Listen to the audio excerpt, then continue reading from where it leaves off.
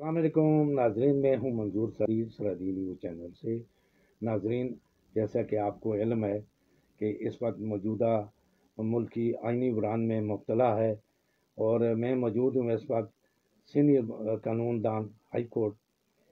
تنویر احمد دین صاحب ایڈوکیٹ، ان کے چیمبر میں یہاں پر موجود ہوں۔ ان سے پوچھتے ہیں کہ ملک میں جو موجودہ صورتحال ہے، خاص کر آئینی والے سے ان سے سوال جواب کرتے ہیں۔ السلام علیکم سر۔ وعلیکم السلام۔ سر یہ بتائیے گا کہ آج یا کل یا جس وقت بھی یہ اگر دو اسمبلیاں ٹوٹ جاتی ہیں، پنجاب کی اور KPK کی، تو کیا آئینی بحران الیکشن کمیشن کی کیا ذمہ داری ہے؟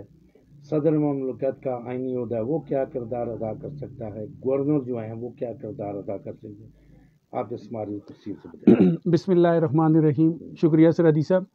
سرحدی صاحب، جو سوال آپ نے پوچھا، کیونکہ یہ سوال اتنا جامع ہے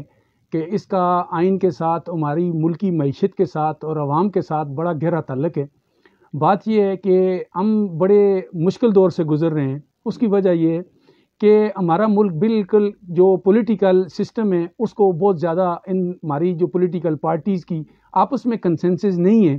کہ صوبوں کے اندر مختلف پارٹیز کی جو حکومت ہے، کیونکہ جو ملک ہوتا ہے وہ فیڈریشن کی علامت ہوتا ہے، اس کی اکائیاں ہوتی ہیں، صوبے اکائیاں ہوتی ہیں، وہ صوبوں کو ساتھ لے کے چلتا ہے۔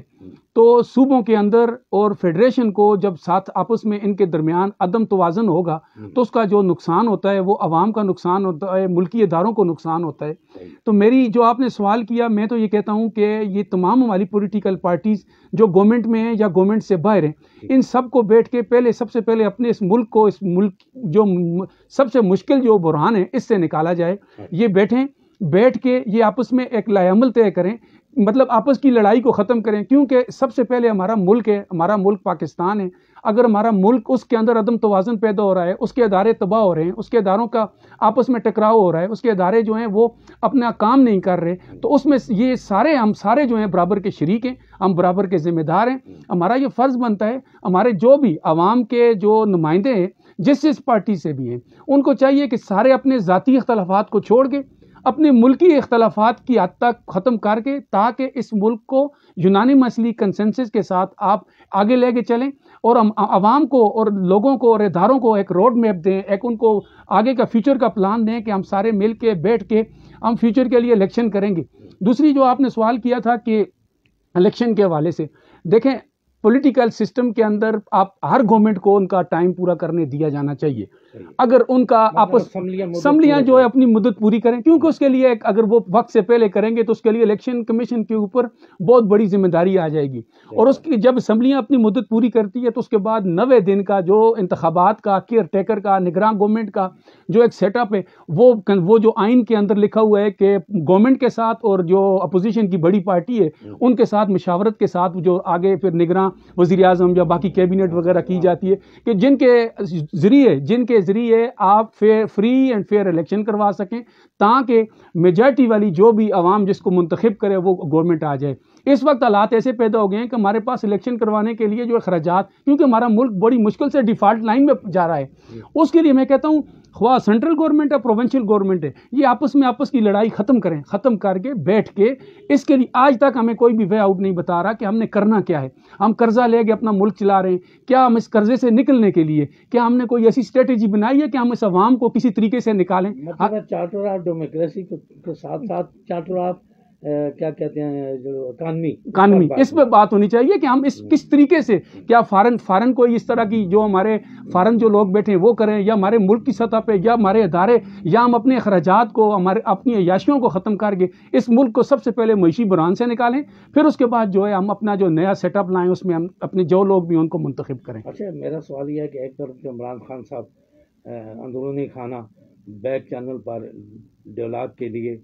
وہ صدر مملکت اور وزیر اعلیٰ پنجاب کو استعمال کریں، اور دوسری جانب وہ دھمکیاں دے رہے ہیں، میں آج سمبلیاں توڑ رہا ہوں، میں یہ کر رہا ہوں، وہ کر رہا ہوں، اور میرے ساتھ بات کرو، میرے مقدمات جو ہیں وہ ختم کرو، میں نائل ہو جاؤں گا۔ اس کے بارے میں دیکھیں عمران خان صاحب ایک پولیٹیکل پارٹی کے ہیڈ ہیں، وہ بڑے ذمہ دار آدمی ہیں، ملک کے وزیر اعظم رہے ہیں، انہوں نے ایک اسٹرگل کر کے ایک اپنا سیٹ اپ جو ہے انٹروڈیوس کروایا، اپنی یونٹی کو، اپنی ووٹ کو آگے لایا. میری ان سے یہ درخواست ہے کہ سر آپ اپنی پولیٹیکل پارٹیز کے اپنے جو لوگ ہیں ان سب کو ایک کنسنسس کے ساتھ ایک جامع روڈ میپ بنا کے اپنی پولیٹیکل پارٹیز کے دیگر جو ہیڈ ہیں ان کے ساتھ آپ ڈائیلاگ کر کے اس بحران سے آپ نکالیں. باقی جو بات ہے دیکھیں اسمبلیاں توڑ دینا سیاسی بیان اپنی جگہ، لیکن سیاست میں سارے جو ہیں ہماری پولیٹیکل پارٹیز کے ہیڈ یا پولیٹیکل پارٹیز کے ریپرزنٹیٹو وہ اپنی سٹیٹمنٹ دیتے ہیں، لیکن جہاں پہ ملک کی بات آتی ہے، جہاں پہ آپ نے ایسا کام کرنا ہے جس کی وجہ سے آپ کو لانگ فیوچر میں نقصان ہوگا، اس نقصان سے بچنے کے لیے، کیونکہ پولیٹیکل پارٹیز کے جو ہیڈ ہوتے ہیں ان کے اوپر بہت بڑی رسپانسبلٹی ہوتی ہے، ذمہ داری ہوتی ہے، کیونکہ یہ اداروں کی جنگ نہیں ہے، یہ ہمارے ملک کو نقصان ہو رہا ہے. کوئی بھی ہے، میں کہتا ہوں عمران خان صاحب ہیں، جو وزیر اعظم ہمارے ابھی شہباز شریف صاحب ہیں، مولانا فضل الرحمان صاحب ہیں، باقی این پی کے اسفندیار ولی صاحب ہیں، دیگر پولیٹیکل اپنا اس کا پیپلز پارٹی کے زرداری صاحب ہیں، جو بھی ہیں، میں کہتا ہوں تمام جو ہیں چھوٹی جماعتوں کو بھی بڑی جماعتوں کو بھی لے کے تاکہ ہم اس ملک کو آگے لے کے چلیں، ہم سب کو مل کے چلنا چاہیے. آپ کا کہنا یہ ہے کہ وہ ان کو اسمبلیوں میں آنا چاہیے؟ بالکل آنا چاہیے، اور جو اسمبلیوں میں بیٹھ کر یہ اس مسئلے کیونکہ جمہوریت جو ہے جی، جمہوریت ایک حسن ہے، جمہوریت جو ہے نمائندگی کا ایک جو ہے وہ مثال ہے کہ آپ اسمبلیاں ہمارے ادارے ہیں، ان اداروں میں آپ بیٹھ کے ان اداروں کے اندر آپ اپنی جو ہے ایک دوسرے کے خلاف جو تعمیری جو آپ ایک دوسرے کے خلاف آپ کسی قسم کی کوئی ایسی چیز جو آپ اس کو کوسچن کر رہے ہیں وہ تعمیری ہونا چاہیے، جس کے اندر آپ کی اختلاف رائے ہر ایک کا ہے. پولیٹیکل سسٹم کا مقصد ہی یہ ہوتا ہے کہ ہر بندہ جو ہے اپنی جو رائے کا احترام کرے، رائے کا اظہار کرے، اور دوسرے کو چاہیے کہ اس کی رائے کا احترام کرنا چاہیے. تو میری یہ آپ نے جو سوال کیا، میں یہ کہتا ہوں تمام پولیٹیکل پارٹیز کسی ایک کا نام اس لیے نہیں لیتے، ہم بحیثیت شہری یہ بات کر رہے ہیں کہ یہ ملک ہے، ہمیں اس ملک کے لیے ہمارے تمام ادارے جو ہیں وہ مقدم ہیں، ہمارے ادارے اپنا کام کر رہے ہیں. اگر ان اداروں کے اندر کوئی کمیاں کوتاہیاں ہیں تو یہ پولیٹیکل گورنمنٹ کا کام بنتا ہے کہ ان اداروں کو درست کرے اور اس عوام کو جو ہے ریلیف دے، مہنگائی کے بوجھ سے نکالے تاکہ یہ لوگ جو ہے سروائیو کر سکیں. غریب کا جینا جو ہے اس وقت مشکل ہو چکا ہے. تو میری یہ گزارش ہے کہ اس میں جو بھی گورنمنٹ اس کی اپنی پروونشل ہے یا سینٹرل ہے، اس کو چاہیے کہ عوام کو جس طرح بھی ہو سکے ریلیف دے. اچھا سر، آخری سوال یہ ہے، اگر اسمبلیاں ٹوٹ جاتی ہیں، قانون کیا کہتا ہے گورنر راج نافذ ہو سکتا ہے، گورنر کو کیا اختیارات ہیں؟ صدر دیکھیں اس میں جو آئینی آپ نے بات کی ہے، دیکھیں اسمبلیاں جب ڈیزالو کی جاتی ہیں اس کے لیے ایک پروسیجر ہے کہ وہ جو فالو کیا جاتا ہے، اس کے بعد اس کی کانسنٹ کے لیے جاتا ہے گورنر کے پاس یا صدر کے پاس، جو اس کا طریقہ کار ہے. اگر وہ نہیں ہوتا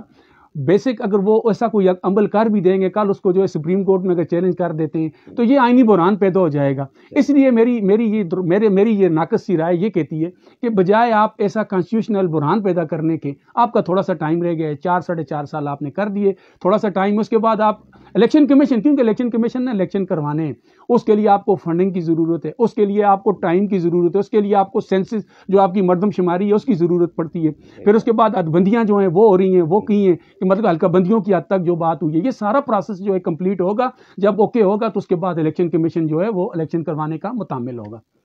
بہت بہت شکریہ ناظرین. یہ تھے سینئر قانون دان تنویر احمد دین ایڈوکیٹ صاحب. انہوں نے ہماری ان سے بات آئینی والے سے ہوئی ہے، انہوں نے جو کہا ہے بالکل صحیح کہا ہے. تو ناظرین، اگلے پروگرام تک منظور سبھی کو اجازت دیں. خدا حافظ.